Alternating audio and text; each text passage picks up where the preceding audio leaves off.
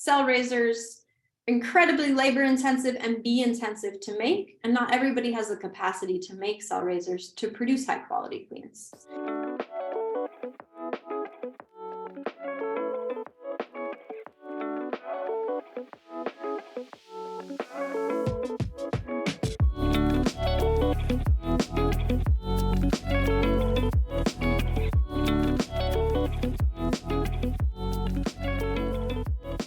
All right, y'all, I'm gonna share my screen so I can get started here. Thanks for having me. And thanks for that great intro. So as James said, I run a little business called They Keep Bees. We work at the nexus of social change and social insects. I'm not gonna read you the rest of that because James already did it for me. I've been beekeeping for about a decade. I've been doing it professionally for 5 years. I got started, as many of you here tonight might be, as a backyard beekeeper. I started as a hobby. I got 2 hives with a friend. By the end of the first year, the friend wasn't interested anymore, and I was left with the 2 hives. So I had to figure out how to keep them alive. This was back when I lived in Boston, Massachusetts. So I was an urban beekeeper. And then I migrated out to the western part of Massachusetts, so it's like just under the southern tip of Vermont, and slowly grew my operation there with a small grant, brought in some Russian honeybee stock genetics, and worked with them, learning from and grafting from them for several years until I had stock that I liked, and then I started producing nucleus hives. And then things really took off a couple of years ago, so I'll tell a little bit of that story. In 2019, I did my first, or 2018, I did my first trip south to raise nooks in Florida from that same stock. And then in 2020, I purchased this ragtag group of comfort hives and top bar hives from a friend of mine who was leaving beekeeping. This is one of my yards in Vero Beach, Florida, on the central east coast of Florida. And what we did with those hives is that we split them up using a smoke or drum method. I'll talk a little bit about what that is in a moment. And we split those hives. We raised a bunch of queens from them and marked them all to track their performance and viability. Made more hives. And then by the time the end of the spring down here in Florida, which I think summer starts in April here, but I'm sure other people will argue with me. By the end of April, we had a robust number of bees, and we carted those bees up to Massachusetts. This is our big old transit van that we use to move them. So we move bees in an air-conditioned unit in the back of a van, so they're contained, temp controlled, which means they fly less, they're less stressed, and they all have a screen bottom that they're moved on as well, so that they can breathe and air can move through the hive.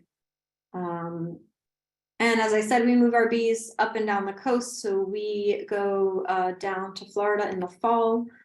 We come up to New England in the spring, and in this way we're basically able to get 2 queen rearing seasons in. So we start raising queens in Central Florida in early February, and then we wrap up in April, and then we pack our bees in, haul them north, and raise queens from these hives in the Northeast from May until about July.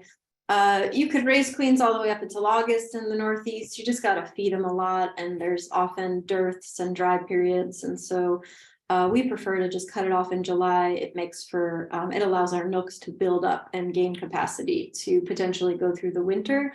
We have this really incredible nectar flow in September, early October, called the Japanese knotweed.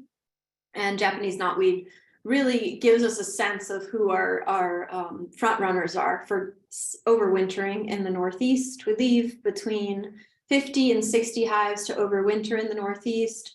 We take the rest as small nooks like you see here down to Florida to catch the Brazilian pepper flow, which is late October, early November. And in that way, we're able to take about 60 hives, expand them to about 120 and be ready for February when we recycle around. So a lot of moving bees and a lot of queen production. This is B and I and our 1,000 queen cages we started out with at the beginning of last year, and we used that whole box. Felt pretty good about it.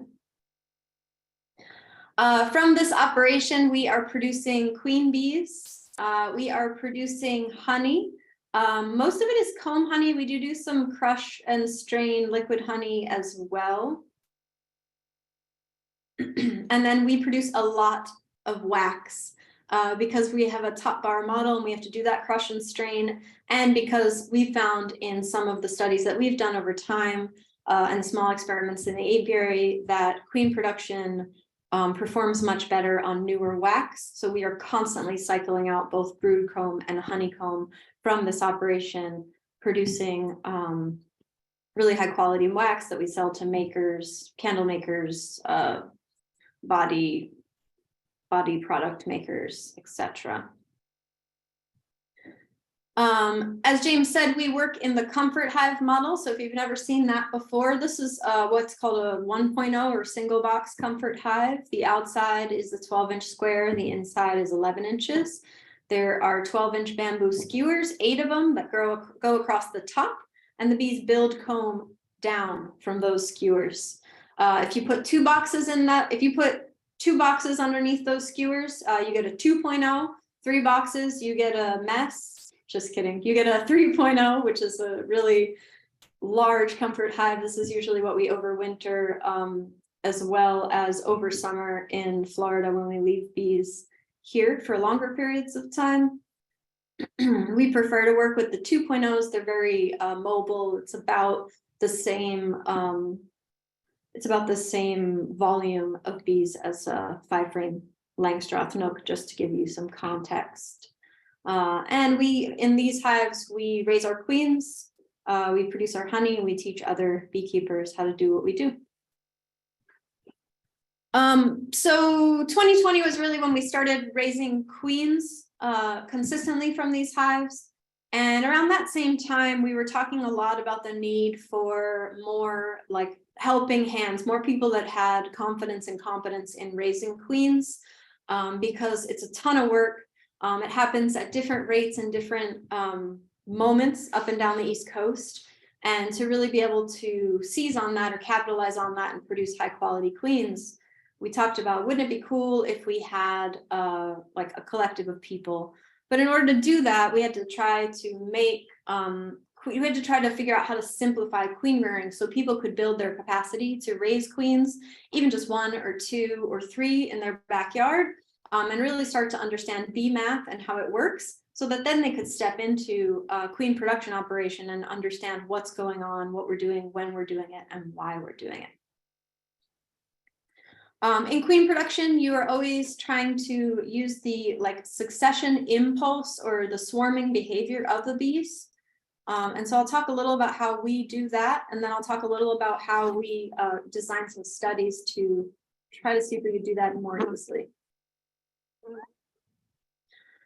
So in our operation at They Keep Bees, we are taking these larger hives. This is a 3-stack comfort hive, and I'm going to play this video for you, but just talk over it. We're taking these and we are doing something called a drum up or a smoke up. And that's where I'm creating a gap between the bottom board and the entrance. And I'm either smoking, which is what I'm doing here, or I'm drumming the sides of the hive. Now, remember, this is a top bar style hive, right? It doesn't have wooden frames. And so the wax is going to vibrate and the bees are going to run away from that vibration. It's the queen that's running and the bees are going to follow her. If any of you have ever inspected a hive that's quite robust and large, you'll know that once you get a lot of vibration, movement, and light in there, your queen is always sort of running away from you, and that's why you'll often find her on the last frame that you look at, all the way at the bottom. And so we're trying to capitalize on that in this model, right? So we are smoking or drumming the bees up, The queen is going to run. The bees are going to follow her. They're going to run away from the light. They're going to run away from the smoke. You can do a smoke up in a Langstroth hive, but a drum up is harder because they just don't vibrate. The combs don't vibrate in quite the same way, unfortunately. So I put an empty box on top of this 3 stack. I put an inner cover over that and just a rim to hold that down. And then what I'm doing here is smoking under the bottom. So I'm getting those bees to run. You're seeing a lot more bees flying at the moment. And once I do enough of this robust smoking, what's going to happen is I'm going to be able to take that top box off and it's going to be full of bees, like in this picture here. In that box, what I'm then able to look for is the queen, which I'll show you right here. So I found this queen in this box of bees. So now what I can do with this queen is I can cage her, I can keep her somewhere safe, like my pocket, and I can manipulate and work those combs. I can take that box of bees that she came out of and I can shape them into a package box, or I could just put a comb of open brood in this box and an air cover on it and leave it off to the side while I work all those empty combs. What that's going to allow me to do is split my hives. So on my left here, you have a single box, and then on the right is a split from that.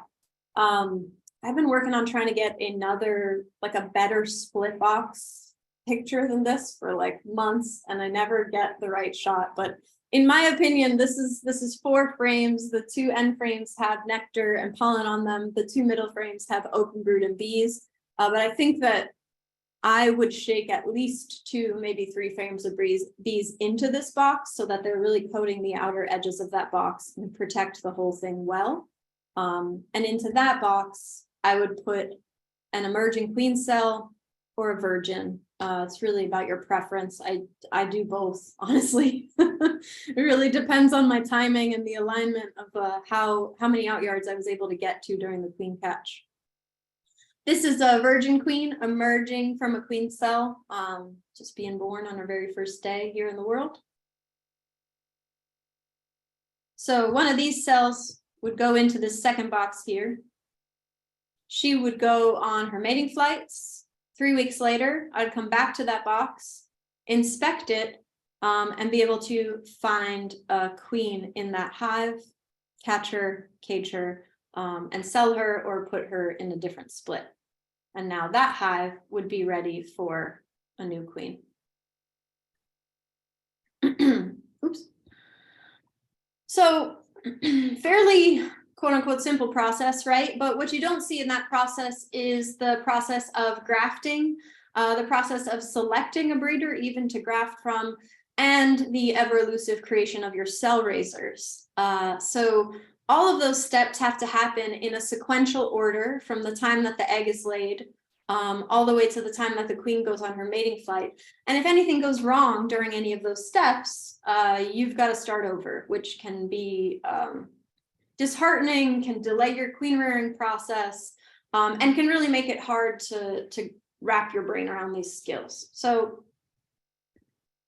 normally we pull what's called 10-day cells, 10 days after grafting, from our cell raisers. This is a cell raiser, very full of bees, nectar, and pollen. And these 10-day cells, then they go into, or rather these 10-day cells, they have to go into, they come out of these cell raisers. Cell raisers, incredibly labor intensive and bee intensive to make, and not everybody has the capacity to make cell raisers to produce high quality queens. In addition, you have to be able to graft, and you have to be able to graft from a 24-hour-old larva. So this is an image. At the very bottom of this image, you've got your eggs, and then the next layer up are these tiny little larvae. Some of you might be able to see them, some of you might not. It's okay. But when we're grafting from that day-old larva sitting in a pool of royal jelly. We're using these tiny little tools. This is a Chinese grafting tool. And we are getting the larva right on the very tip of that tool, so that we can take her in that royal jelly and float her down into a queen cup, like my friend Gabby is doing in this image. And then we're going to take those cups and we're going to put them into our cell raisers. Cell raisers have to have, well, in our operation, our cell raisers have no open brood. They have capped brood. They have pollen, and they have a lot of nectar. And the goal is to feed these nurse bees so that they feed your queen cells and raise those up over the next 10 days so that you can be prepared to put them in your mating nooks when it's time. So again, 10-day cell comes out of that and goes into my split. And that's how in our operation, we're able to cycle every 3 weeks, producing queens from as many hives as we would like. But to start this process, you've got to have a lot of bees. And you've got to know how to graft, and you've got to know how to build cell raisers. So in 2020, around the same time that we started raising queens, we were in conversations with our friend Sam Comfort from Anarchy Apiaries and the UMass Extension agent at UMass Amherst, Hannah Whitehead.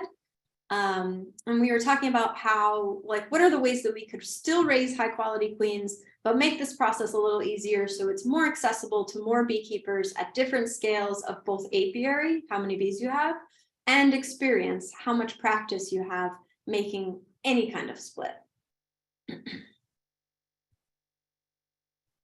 And so we designed this study and we looked at a few different things. We looked at how we, what quality the queens that we raised who were 10-day queens were. If we could do the same quality of queen using a 48-hour cell, or a cell that's only put in a cell raiser for 48 hours. So this is our 48-hour cell, what that looks like. If you've ever gone into a cell raiser and taken a 48-hour cell out before, it's only 48 hours old, so it's just 2 days. It's got a bunch of larvae and a bunch of royal jelly in it. The bonus of these cells is they're really, malleable. They're more durable than the 10-day cells, which have to be transported very carefully, have to be kept at the same temperature. Like 92 to 94 degrees is ideal.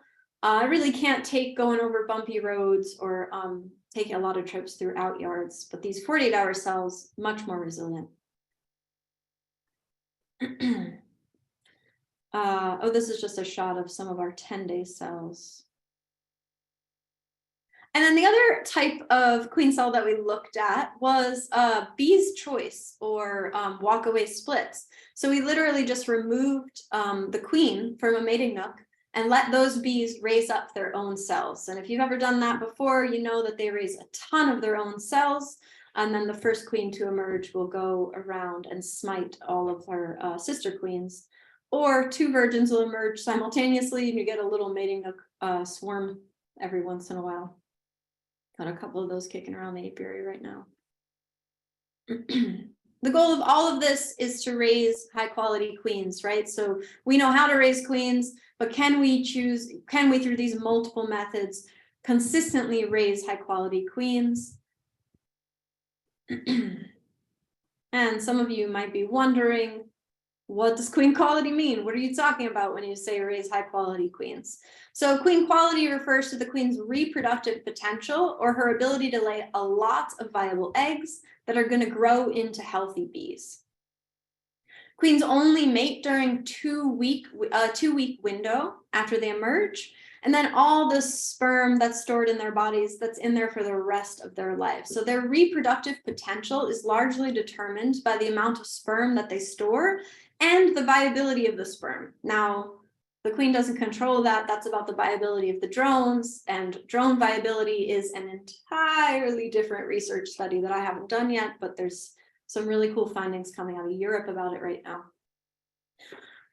Rearing conditions. So the queen has to be, when she's raised from that very young 24-hour-old larva age through the 10-day cell development and all the way through to when she hatches on like 14 to 16 days, she needs a lavish diet. She needs lots of royal jelly. She needs to be well fed. You have to pack that royal jelly into the top of the 10-day queen cell so that she can become bigger. She can have better developed reproductive organs, and so she has the ability to store more viable sperm. So again, complicated queen rearing methods like the 10-day graft give beekeepers more control over larval age and nutrition.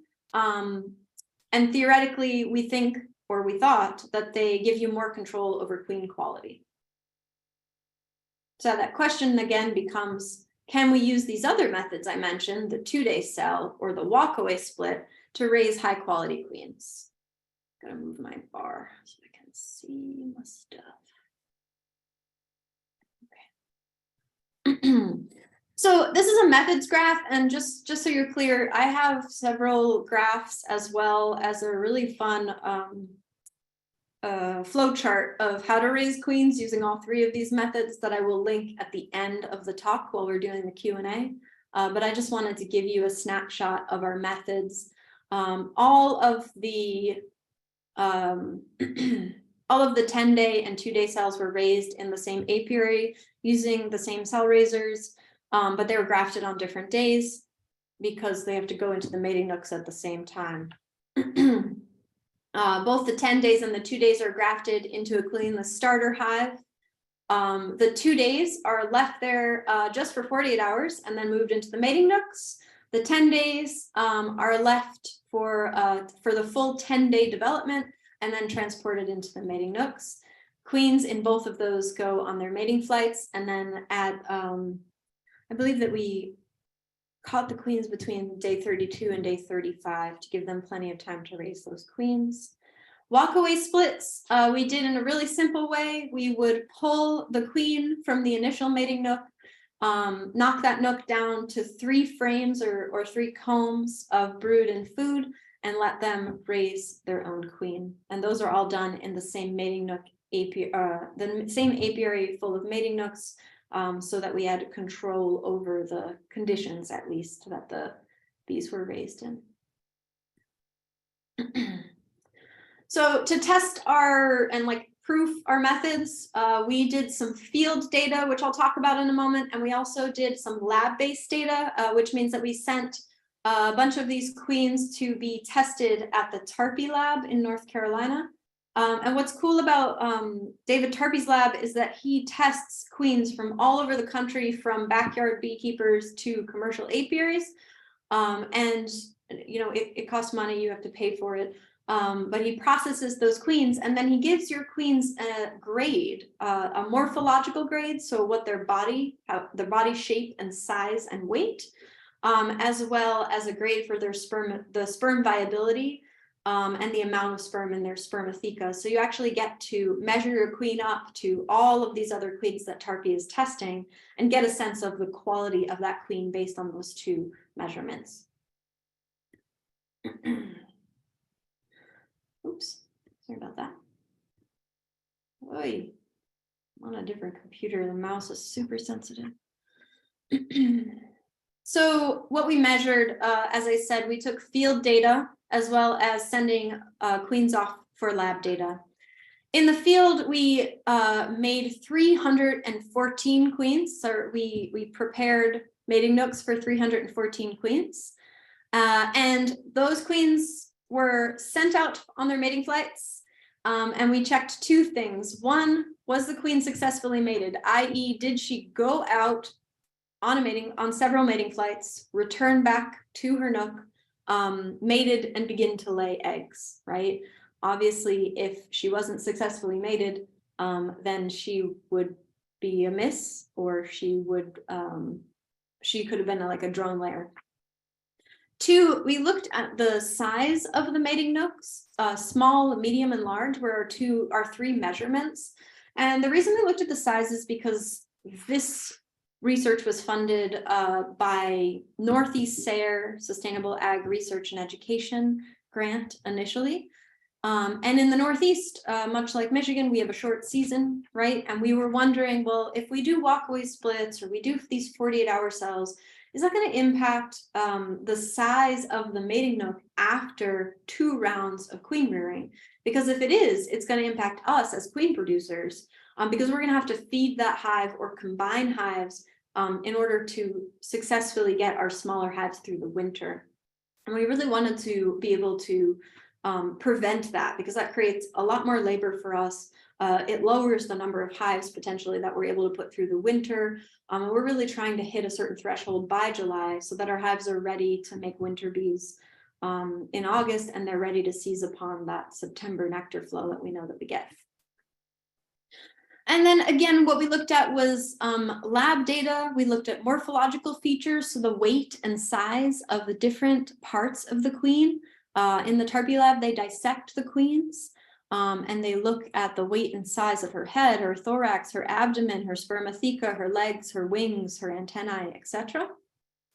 And then we also looked at what's called the insemination features, which is the amount and the viability of stored sperm in the spermatheca. So again, not just how much sperm, how many drones does she successfully mate with, but also how viable is that sperm, to give us a sense of how viable the bees, the drones are around our mating yard.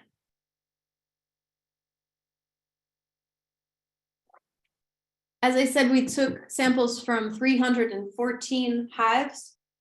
94 of those were in the 10-day method, 113 in the 2-day method, and 108 in the walkaway split method.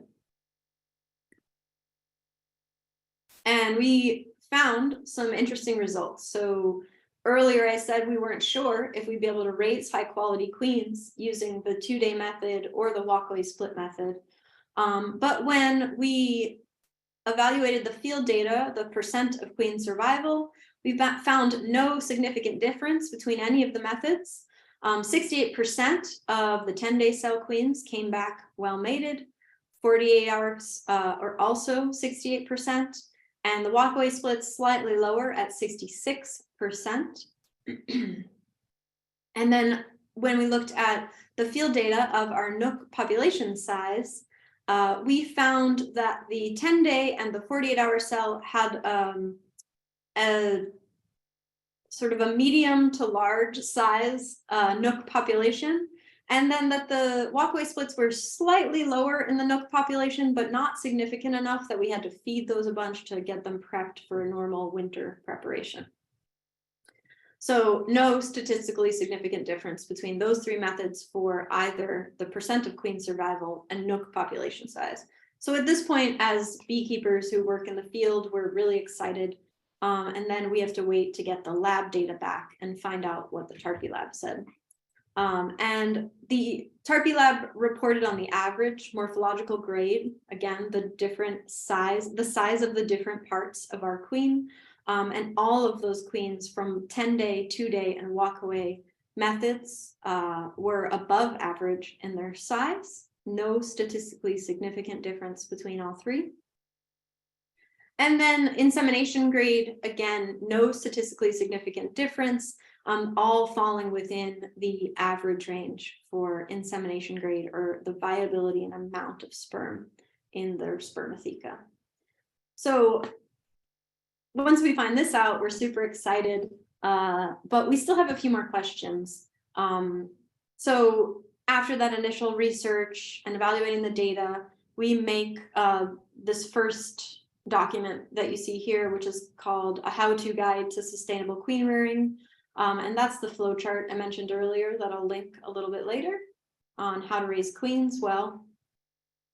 And then because we had some questions about the walkaway split and the methods and methodology of walkaway splits, we decided that we were going to apply for a second grant, which we did, to make a bunch of walkaway splits. I think we did about 400 or 500, and evaluate the population density, the mating success based on the comb age, mating success based on the brood age, and split success based on moving, meaning moving the hive from its original location to a new yard or within the same yard.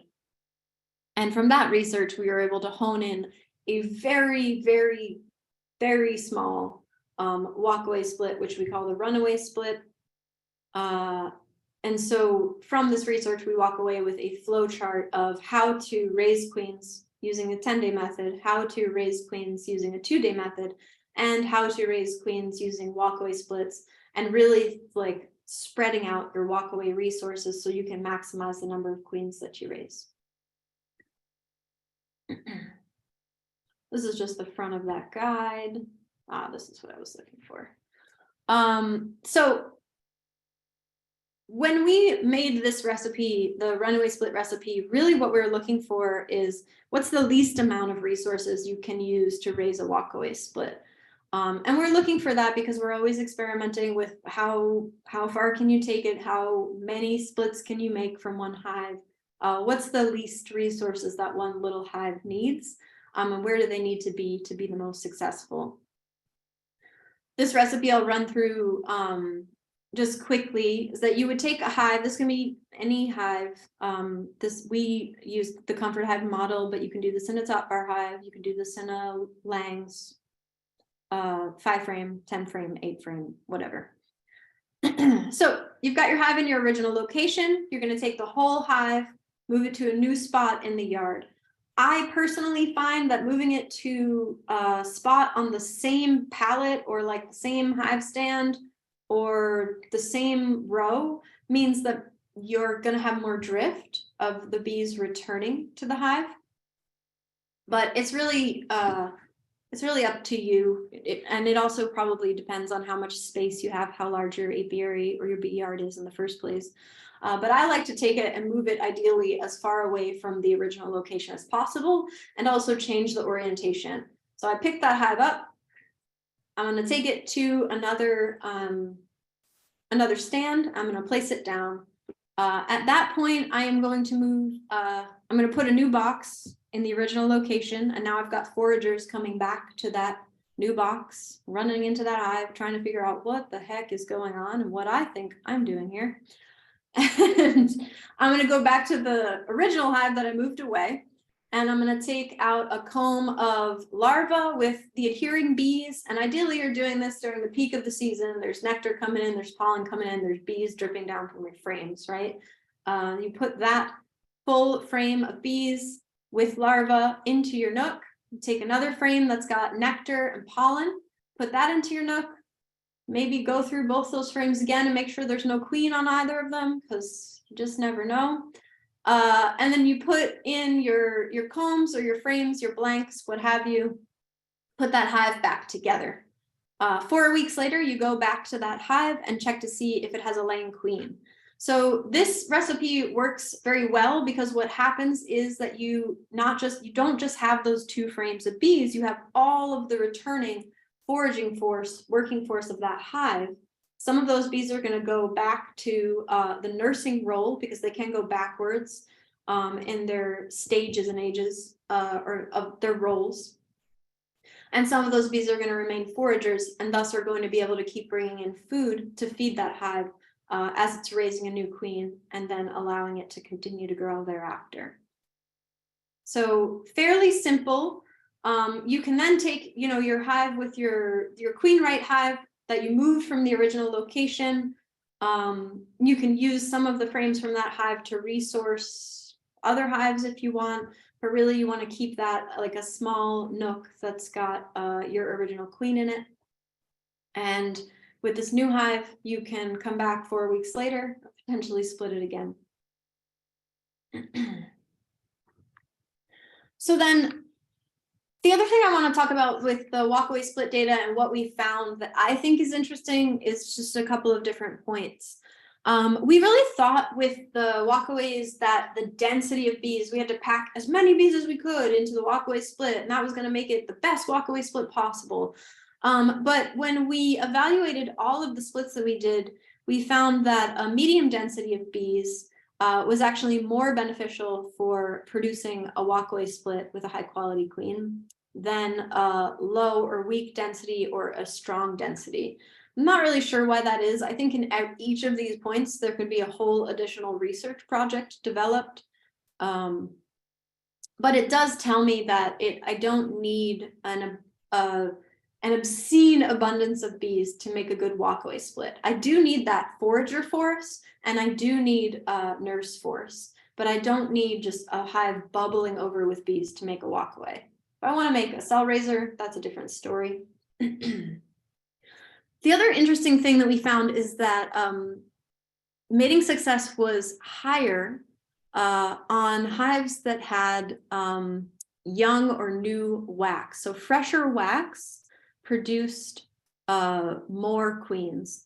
And I find that interesting because I also find with older wax that I tend to have less takes on the 10-day, on my 10-day cells and the 48 hours. And that's just from me doing very rudimentary tracking of my own apiary and noticing, oh, when I have older wax, like I track my wax, I track the age of it, I track when I want to try to pull 2 to 4 combs of wax out of a mating nook and cycle it through. And so I've noticed a correlation between my old wax and my mating success. But this study actually showed direct causation that 73% of the queens with new wax in their walkaway splits produced a new queen, versus older wax that's aging it as 3 years or older, only 56% mating nook success. Then we had some real variability on mating success based on brood age.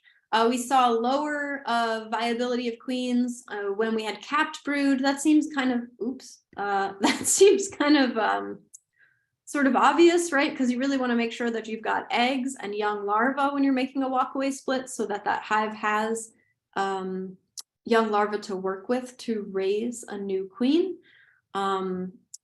Eggs and mixed brood tended to be a higher take rate than larvae and capped brood, which isn't surprising to me, but it's just interesting to see the way that that panned out over different ages. And then moving splits. So we do quite a bit of moving bees in our operation, but we also do a bit of moving splits. We'll make splits in one yard and then we'll truck them over to another yard, add a queen cell to them and allow them to raise their own queen.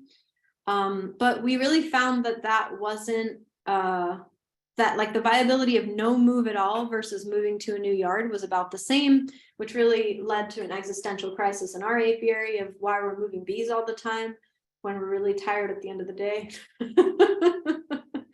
Though since this research, I will say that we have trialed no moves and moving yards, and we do find there is considerable drift when we don't move bees to a new yard that are getting a new queen cell. And I think there really is like something that makes this recipe work really well is that you're making the little split, but then you're giving them back that forager force. And there's something to be said for that foraging force staying in place in the original location that really helps them to be a viable split and thus grow up into a viable hive. I think once you get into moving hives and leaving them queenless, there's a lot more nuance in how to make sure you end up with a viable hive afterwards. And I think you still have to just plan for equalizing because that's part of the breaks essentially. In addition to the flow chart and the little infographic and the recipe for walkaway splits that we developed, we also co-authored these 2 papers that you can find on the SARE website, and I'll link them at the end as well. One is called Identifying the Most Effective and Accessible Queen Rearing Methods to Strengthen Northeast Queen Practices. And the second is called Testing Darwinian Honeybee Breeding Protocols for Mass Replication. So evaluating the efficacy of the walkaway split as a queen rearing method. So if you're really deep into the science and methods and methodology, you can find a layout of everything we did along the way, as well as an update of our findings in both of these papers. Northeast SARE across the continent actually lets you download all these research papers as well as any supplementary materials that the researchers made totally for free. It's all open source. At They Keep Bees, we're really passionate about creating open source materials and about teaching beekeepers how to be more sustainable and resilient and self-reliant, because we do believe that is the future of beekeeping. So that is why we work with SARE. We also, I'm actually probably not going to be able to play this. So from all of this research and the writings and the testings and the guidebooks, we really wanted to be able to teach these methods in a hands-on way and to figure out were they actually as easy as we thought? Because we're talking about 3 queen producers and an extension agent together, designing a field study, implementing that field study, and being able to execute these methods fairly effectively, right? Because we all have experience doing these things and we have practice in the field. But my next question became, can we actually teach these methods? Can people apply them? And what's the best way, the most like evidence-based way to teach them so that we can literally see people's success or failure and not just send them off to their own apiaries to make a boatload of mistakes or just have a whole bunch of beginner's luck. And so we designed something called Queen School. It's called Generative Queen School, and it is a series of classes. Some of them are online, much like this class, where we bring in people to lecture about queen production. And some of them are in person. All of our online classes are always free. Our in-person classes, they happen at our home apiary in Montague, Massachusetts. And those are all offered sliding scale. And because this program is currently grant funded, all of those classes are also offered with robust scholarships and travel stipends and childcare stipends, so people can actually afford to come and learn these methods, to travel to us. Because for me, coming into beekeeping from this backyard framework and not having a ton of commercial experience before I started my own apiary, it was really hard to find education, and to find education that wasn't just like prophylactic application of chemicals to keep bees going for pollination and just keep them running and running and running. I really wanted to know, how do I operate a sustainable apiary that's going to expand and contract throughout the season, that's going to use that swarm response, that swarm impulse towards succession to create healthy bees throughout the season and not be over extracting from them, right? It was hard for me to find that kind of education when I went looking for it. And I had to travel far and wide, and I had to save pennies and beg and borrow to be able to go on those trips while also working full-time at the time as an educator. And I really wanted to remove some of those barriers for folks wanting to learn these strategies. So that's why we offer all these classes at a sliding scale. We offer all kinds of supports to be able to get people here. And then once you get here, you are in a cooperatively managed teaching apiary, where we give the participants about 50 hives at the beginning of the year. And together we catch queens from those hives, we make walkaway splits, we learn how to graft, we learn how to build cell raisers, and we check those queens on a monthly basis over the course of 2 months to figure out what's the success rate, is it working, do we need to figure out a different way of teaching this method so that people feel more confident, etc. So the first iteration of Queen School was last year, summer of 2022. We had 2 cohorts of people, a total of about 26 participants that came from all over the continent, from Chicago, Texas, Ohio, North Carolina, up and down the East Coast, to learn about queen production. We had Melanie Kirby as one of our guest teachers, Sam Comfort was there, Michelle Mahea was there, and so was Tucka Seville. And we this year will have Melanie back as a guest teacher, and we'll have a couple of other guest teachers for our advanced session, which I'll talk about in a second. All of the beekeepers that participate in Queen School learn how to graft. That's what people are doing at this table here. We got lots of practice doing that.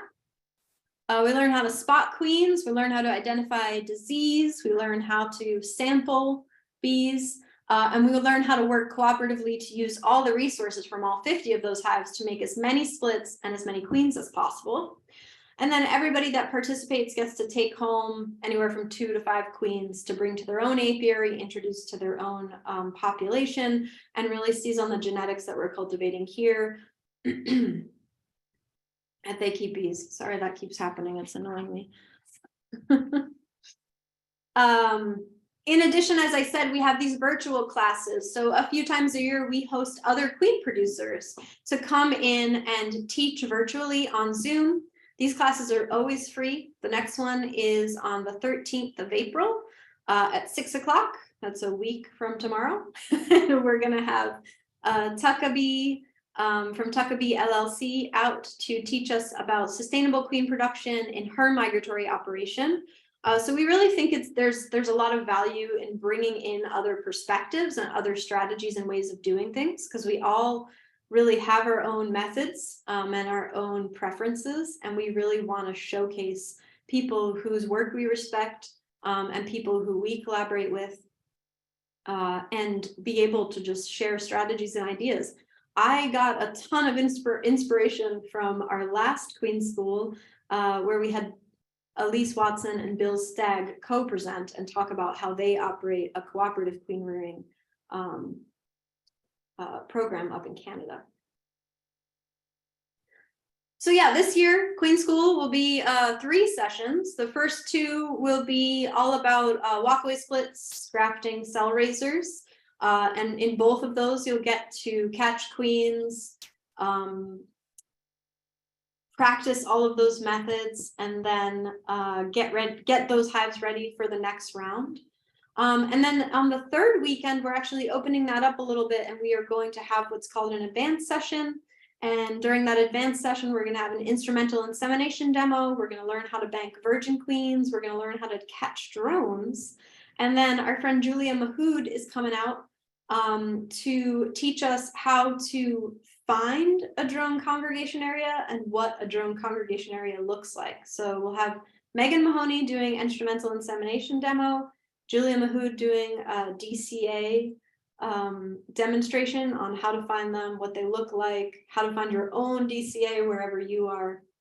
And so in this way, we are beginning to build additional capacity for people to learn new skills who've taken our classes before, and bring in folks who are at a slightly more advanced level of queen production to bolster their skills and really continue to build a beekeeping community who's learning together. That's B&I in our teaching apiary. And this is our website where you can find all the information I just talked about, but I will drop into the chat right now, and I will drop some links and tell you what they are as I do that. So I'm going to stop my share, and I'm going to bop over to the chat.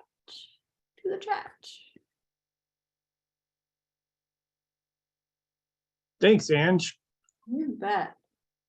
We've got quite a few questions queued up for you whenever you're ready. Awesome. Just give me 1 second.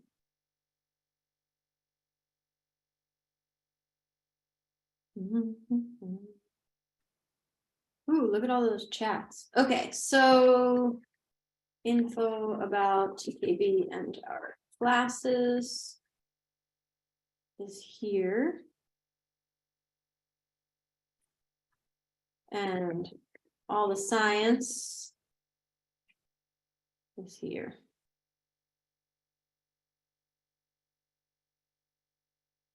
Okay. Do you want to read them to me? Do you want me to find them? How do y'all do this? I've got them all queued up. So amazing. Let's do it. All right. So let's see here. The first question that I had queued up for you was, there was a reference to newer wax being better for queen rearing, and that was before you started to talk a little bit about your findings and the practicalities of it. And you did elaborate on that. Now, I wanted to kind of come back on that as well and say, just in my own personal observations in my colonies, I had one last year that was a really great, large size, lots of bees, ready to make new bees and in a swarmy type state. And when I had removed some of the newer comb to make a split to keep them from swarming and then add back grafts for them to build on, they made queen cells with the grafts. But when we removed the grafts, it was just emergency kind of scenario where they would make new queens out of the larvae that were given back to them in the frames, like a walkaway, kind of an emergency walkaway split setup. They wouldn't touch, they didn't build any cells, they didn't make any new queens and all of the comb was very, very dark and very, very old. And they were just extremely reluctant. But just from an anecdotal perspective, the older wax is tricky. Yeah, you also, you're in your cell raisers of any kind, you've got, I think they're 7 to 12 days old when they're builder bees, right? So you really need that. You've got this like short window that they're really able to build. And then if you don't have a ton of emerging brood for those bees to then step into that role and build new wax, they're not going to be able to do that. So they're not going to be able to raise queens as effectively. So it matters everything in beekeeping matters it matters a ton what age bees you have in a cell raiser, in a walkaway split, in your splits that you make that you're going to drop your cells into, or splits that you make with a queen right hive.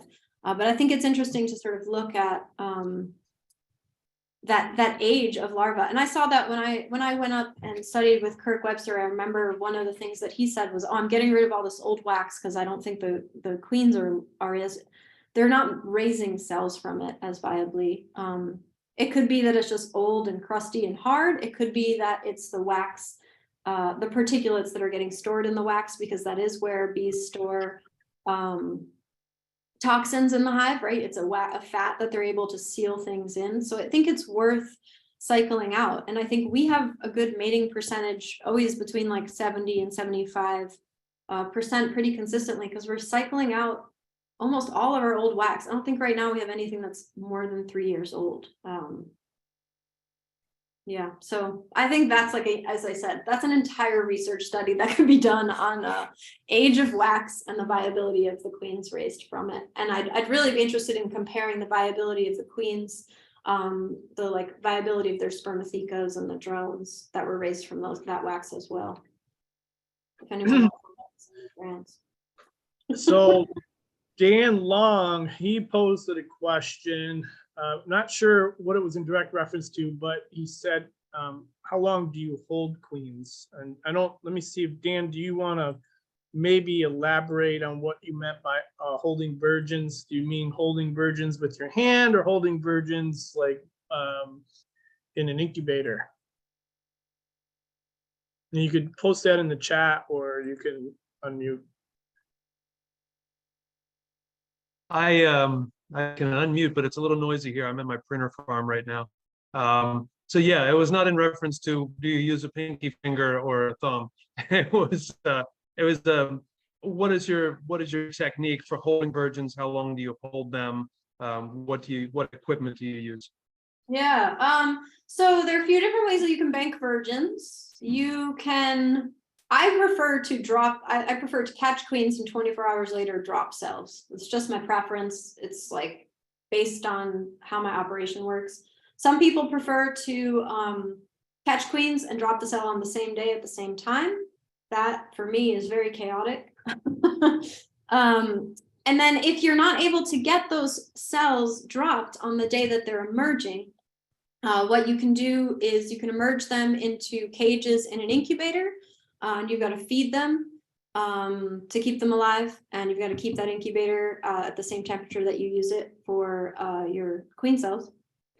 It really, in my opinion, incubation for me is hard because I have a lot of other variables happening in my life. So I prefer this new method that I've been working out at the recommendation of Megan Mahoney, and that's banking them in a virgin bank. So I actually put them just in JZBs. I merge them into cages. I put those cages onto a bar, JZBZ cages, with my virgin queens in them. And I put them in a bank hive, which means a hive that has no mated queen in it, but it has open larvae and eggs ideally, and lots of food and lots of nurse bees. And those are all going to take care of those virgins. It will not work if you bank your virgins and your mated queens side by side. The bees will ignore the virgins and they'll die. But the mated queens they'll take care of. But it does work if it's just virgin queens. I believe, like I'm fairly new to this whole banking virgins thing, but I believe that you can bank them for about a week before they lose the scent on the pads of their feet. the queen scent. So they sort of lose the bees are less attracted to them. And so you want them, ideally you want to introduce them to mating nooks within that week so that they can go on mating flights. But if you were going to bank them for insemination, they could be banked for up to 2 weeks. That's information that I'm still learning. So it might be longer or shorter for insemination, what's possible. But generally, if you're going to bank them, you want to introduce them within a week so that they have the capacity to go on mating flights and they're not experiencing a disruption in their anatomy or in the functionality of how they work biologically. So Ange, a lot of what Okay, you presented on, oops, sorry. Thank you. Yeah, you Thank bet. you very much. A lot of what you presented on tonight was in reference to pre-mated queens and virgins. Do you ever use mated queens or engage in selling mated queens? And if you do, how long do you allow the queens to lay before you cage them for sale? Yeah, so we do sell mated queens. We sell mated queens in the Southeast from February to April. And then we sell them mated in the Northeast from May until July. We are sold out right now through the beginning of May, but we do have availability in June and July. And I think we're going to be adding 2 extra queen catches. You can find that info on our website, theykeepbees.com. You can order queens there. And we do ship all over the country. We've got a great shipper through FedEx. And when we are raising queens and we are prepping them to sell, we allow them to stay in the nook for 3 weeks. So we drop that cell and then we don't catch from that hive until 21 days later. And the reason that we do that is because I want to see that that queen is viable before I sell her. Because, oh yeah, I've heard about this recent article about banking queens via refrigerator. I've got it on it's on my research to read list. But anyway, when I'm mating queens and I'm selling them to you, I want to basically guarantee that I've done everything that I can to raise the best possible queen for you before I send it off to you, because after that, it's out of my hands. And if you leave her on the hood of your car, that's kind of your responsibility, right? So I raise my queens using the standard 10-day method. And then I keep them in the mating nook for 3 weeks so that I can see that capped brood. I can make sure she's not a drone layer. I can see that she's got a nice strong pattern. And then I catch those queens and send them out to my customers. Yeah, and the research is showing that queen viability and survivability, once you've introduced a queen into your colony, goes up significantly if the person who produced the queen for you has kept them longer than 14 days or more. And there's an extremely low statistical occurrence of supersedure once those queens have been allowed to lay for up to 14 to 21 days. That's pretty cool. Pretty cool. Let's see. I thought I might have seen it, but I could have been pressing buttons and bouncing around and maybe imagining this. But do you ever use queen excluders in any of your beekeeping approaches? Oh, queen excluders. Or as I say, honey excluders. Yeah. Mess makers. You know, I will use them to put I will use them when I'm making cell raisers. So I like to make queenless cell raisers to start and then recombine them on day 5, which is the Michael Palmer, I believe, strategy. So I like them to be able to finish with above a queen, right? And so I'll put a queen excluder or a screen board on a queen right hive and then put my cells on top, my like entire queenless cell raiser right on top of that. Just my preference. I prefer to start queenless. I've been experimenting with queen right cell raisers. I'd love to get better at it. I'm secretly hoping Melanie Kirby will teach me more when she comes to visit this summer. But we haven't found like everything in our systems we do because we have it locked in. We can do it well. We know how to do it and we have it function on a schedule. And so we use those queenless ones combined with a queen excluder between the two boxes, usually get pretty good takes and pretty good sells that way. But that's pretty much it. I don't have any other, I don't super, I nadir, put boxes under instead of on top. And if I do super, it's a box that's already got comb in it, and I don't put a queen excluder between because it's just kind of a mess with the comfort hives to use queen excluders that way. You'd have to cut it custom too. Oh yeah. Yeah, I've got those cut custom up in my barn at home. Yeah, I don't love them. I love them for cell raising, and that's pretty much it. Or if you've got a massive hive and you can't find the queen, you just put a queen excluder in, and at least you've got her in one box instead of two. That's pretty much it. So this question is for me regarding the 2.0 and 3.0 differences in the comfort hive style setups. So if I equate those to a laying, I would say like a 3.0 would probably run similar to a double deep, yeah? Like in volume wise, I feel like it'd be more like an 8-frame single box. I would have to do some calculations, but it's not, if we're talking about a 5-frame nook being about the size of a double 2.0 comfort hive, then it's not that much bigger to add another box to that. Like, it's not big enough to get it to a double deep volume. So you're saying a 5-frame deep box? Yeah. Okay. This question, again, another question from James Lee. This guy's got all kinds of questions. You referenced some European findings about the vitality of the queen style. Yeah, viability of drone semen. I will have to.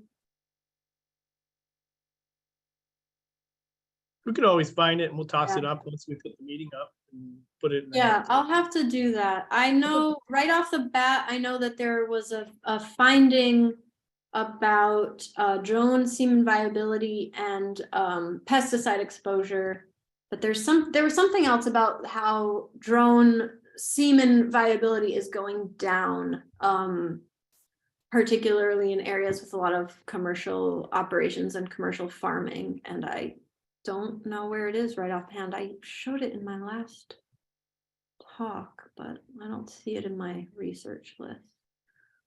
Anyway, I think that's like I'd love to see more research and more information about what's going on with drone viability, because we know all this, we have all this sort of quote unquote control over the queen production side of things. But once the drones go up into the air, we really don't know what's going on. That's why I'm excited about learning more about DCA's, drone congregation areas. Yeah, I live next to an airport. I can't really use any of the modern methods that we have available for tracking down the DCA. So I can't throw a drone up in the air. They'll shut it down. Definitely don't want to use any balloons right now because that's just not going to go over well. It's not worth the risk. I assume that they're in the airport. So that's where all the drones are. Yeah, that's a good assumption, I bet. Do you have any plans to do some additional research on the quality of the queens after they have been introduced into colonies following the methods you've mentioned today, and how they performed, maybe even what winter, things of that sort, or has that not been on the agenda? It's sort of on the agenda. I'm really currently kind of interested in looking at I would really like to take queens from both these methods and overwinter them using some of those refrigeration queen banking methods. I've been kind of nerding out about refrigeration as a method of climate adaptation recently. And so I'd really like to reproduce some of the queen banking research done out of Oregon State on the Northeast. And I'd like to compare queens using these different methods to see how well they bank, how well they overwinter, and then how well they do the following season. So kind of a mashup of taking this research a step further, but also introducing something that's going to make, I think, northern beekeepers more resilient over the long term, which is being able to store bees in a more climate controlled way. Because I really think that is a key component of queen production in northern climates, for sure. And in all your various apiaries and your out yards, do you run any drone mother colonies? Mhm. Yeah, I run different families of pole line and carniolan bees, and I have a mating yard, and then I'll have a drone yard in the same place as my cell raisers. And we try to do between 15 and 50 drone colonies, depending on the size of the mating yard, the requirements. Florida has some pretty strict requirements about mating yards and drones. Yeah, and it's really important to me that those hives are healthy and well, and that there's a capacity for them to cross, and they're within 1.5 miles at least of our mating yards, so that we get good viability in mating. Do you run the drone mothers in the comfort hive setup as well? Yeah, pretty much everything that we do is in a comfort style hive except our cell raisers. Our cell raisers are generally in Langstroth hives. Even with the 3.0, the density of bees that I can get in a single 10 frame Lang is just fundamentally better for me than in a comfort style hive. You can totally do smaller grafts in the comfort hives, but I'm trying to do a lot of grafts at once, so I kind of need that dense volume. And I've really honed in a recipe for my cell raisers that I like, and so making a change is going to be a little slow, probably. Any recommendations on, let's say somebody was running an alternative hive style like a Warray or Top Bar or Comfort? How would you encourage that, increase the drone production if you were going to use those as a drone mother? What do you do? I mean, I just let my bees grow up naturally the way that they are going to, right? So I let them grow. I feed pollen in the early part of the season if I have to, depends on where I am and what's going on in that bioregion. But I let my drone mother colonies grow up. I make sure their mites are controlled the year before so that they're coming out of the spring really strong and ready to swarm. And I let them produce their own drone comb. I don't cut drone comb out of the colony. I don't use that as a swarm or mite prevention method. I might cut some to sample it from time to time, but I'm not cutting that with the intention of cutting it all down. And really, I find the best drone mother colonies are hives that have survived and thrived through at least one winter, because their impulse towards swarming is strong. And so in that case, they're ready to go, right? So when I'm setting up my apiary for mating, I want to make sure that I have in that cell raiser yard, because I have my breeder queens are in that cell raiser's yard, like the queens I like the most. They've passed all my check marks for selection. They're in that yard. They're already growing fat and getting ready to swarm. And so those also become my, some of them become my drone production colonies, and one of them for each round becomes my grafting mother colony. And so in that way, I'm always able to have those abundant hives in that same place and cycle who I'm grafting from versus who my drone mother colonies are. Top bars, I feel would do the same thing. Like if you let a top bar go, it will make all its drone comb. I mean, I have like a 6 frame top bar out there right now that's like got 2 bars worth of drones. I'm like, what are you guys doing? You're like, yeah, like a nook. Yeah. Yep. Some have a higher propensity for it, for sure. Yeah, most definitely. I mean, it's really about bee density too. They want to have that feeling of, or we're getting close to swarm age. So we need to put out as many young drones as we can as we're moving towards that impulse to swarm. Anthony made a reference to the 2 bees in a podcast, that's the Jamie Ellis's podcast about shipping queen cells, which I think I caught bits and pieces of it not too long ago. That's episode 135, but it's pretty good episode on shipping queen cells. So they talked about the 10-day, they talked about the 2-day, the 48 hours. which was really cool. And I thought that was great since we had you coming up. I was like, that'll pair nicely.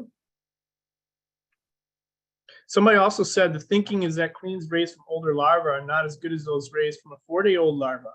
So in a walkaway split, how do you ensure that the hive is raising a good queen? Make sure they have eggs.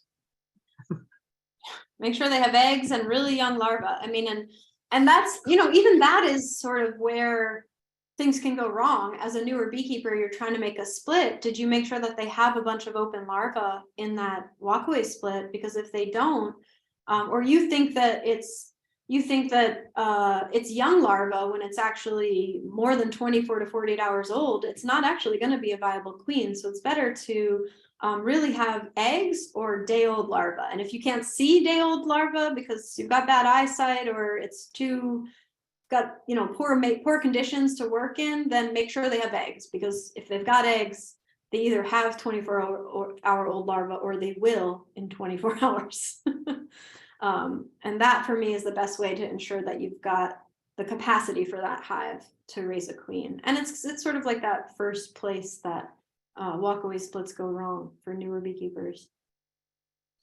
Yeah, making sure that there's appropriately aged stuff for the bees to work with.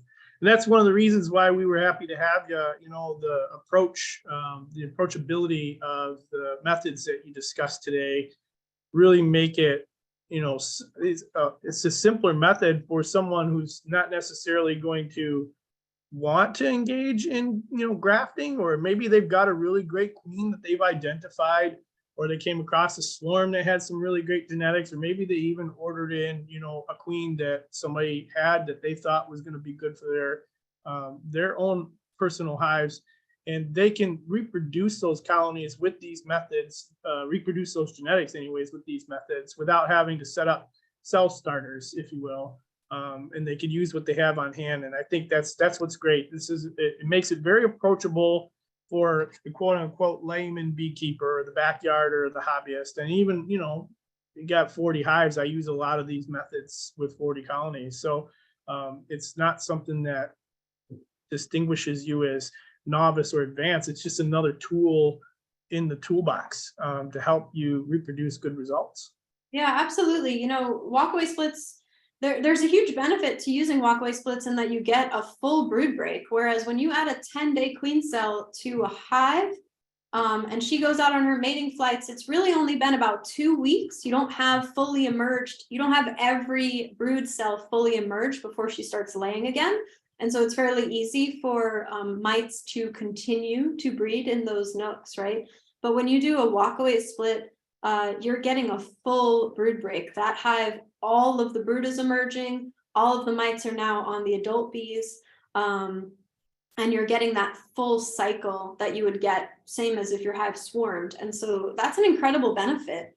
If I have a yard that's particularly mite ridden because it's too close to commercial ops, or it's just been a really hard mite year, I'll implement walkaway splits right away. And then the other benefit is that you get genetic diversity. So if you have a great queen and you want to see what she's capable of, you can make a bunch of walkaway splits from her and see what her daughters do and see how viable they are in your region. I think there's this idea, as you're saying, that we have to move along this continuum and get better and better at queen production, like grafting and cell raisers. And I respect the craft. I think it's difficult, but I also think that we should have a bunch of tools in our toolkit to get to that level, or even if we don't want to get to that level. I don't think that you need to know how to do all those things to be a great beekeeper. I mean, like Lee Knott, who does 5 Apple Farm podcast, I'm pretty sure she does all walkaway splits for her queen production, and she's got an incredible apiary in Western North Carolina. It's not necessarily about the methods, unless you're like, I want to be a queen producer and produce 1,000 queens a year. Then you're going to have to learn how to graft. Yeah. But if you're just trying to maintain an apiary that's 50, 100, 200 hives, you really can do that using walkaway splits. I'm pretty sure the Mirazes also implement walkaway splits as a strategy in their apiaries as well. So it's not that professional beekeepers don't do this. It's just different goals in different apiaries are going to lead to different strategies that you implement to get to where you're trying to go. Yeah, and a real popular method here in Michigan is called on the spot queen rearing. With Mel Disselkin wrote that book, and Yeah. it's essentially a walk away split, and you're leveraging that swarming impulse or the emergency impulse. Yeah. And again, if you brought in a great queen, you ordered one from They Keep Bees, or you got one from Sam Comfort, or you ordered one from Corey Stevens, or anybody who's producing great queens, and you don't necessarily have the skill set or want to develop the skill set, because it's a time thing too, to graft. You don't necessarily have to graft. You can still reproduce good results from those genetics using these various methods. And that's what we're emphasizing here. It's what you're emphasizing, and we're grateful that you came to share that with us today. And I'm very happy to have you. I've learned a lot from you over the years, and I was glad that you said it was like running around looking for all of this information, like trying to find these methods so you could also produce quality bees and raise healthy colonies through these various management methods. But finding the people who had that information was a bit of a journey, but that's really grown over the last couple of years. It's more accessible, and because of people like you that are making that information accessible. So that's great. We're grateful for that. Yeah, thanks for having me. It's always fun to share all these strategies. I think I started queen rearing with on the spot queen rearing, cloak boards, all of that to harness the swarm impulse. And I think it's a great way to start, and it's super fun using cloak boards, like on the spot queen rearing, cutting the cells out with a little sharp knife. That stuff is so fun. That's the dream part, and then you get into the schedules and the work days. Yeah, now it's a job. The job part.